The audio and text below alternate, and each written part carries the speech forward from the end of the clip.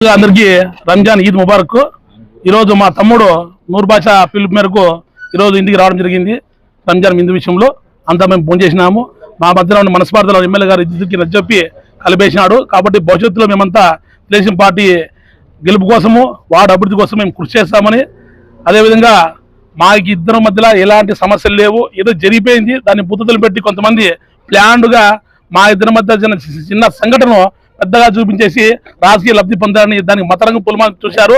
పెద్ద పెద్ద నాయకులతో వచ్చి మాకు లేనిపోనివన్నీ మా వార్డులో కలతపెట్టారు. ఇక్కడ హిందూ ముస్లిం బాయిగా ఉంటాము.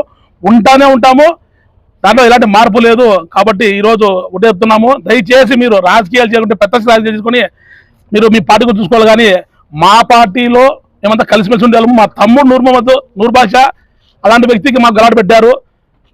మా తమ్ముడు నా గెలుపులో చాలా పాత్ర వహించాడు. మేము ఆయనకి ధర్వాలు చెప్తున్నాము. ఏదైనా తప్పు ఉంటే మేము క్షమించాలంటే వందాకులు క్షమించడం మేము ఎందుకు క్షమించాలడుగుతున్నామంటే, ఇది మతరంగు పులుముకొని ఎక్కడ రాజకీయంగా మా పార్టీకి దెబ్బతింటాదో, మా ఎమ్మెల్యేకి చెడ్డ పేరు వస్తుంది భయపడడం తప్పితే మీరు చేసే స్వార్థ రాజకీయాల కోసము అంతకుమించి మేము భయపడము. మీ తాటాకు చొప్పలకు, ఉడత ఊపులకు, మీ కేసులకు, మీ ప్రెస్ మీలకు భయపడి మరోసారి చెప్తా ఉన్నాము. ఆ రోజు నేను మాట్లాడంటే మీరు తలకాయ ఎక్కడ పెట్టుకున్నామో తెలిసే కాదు.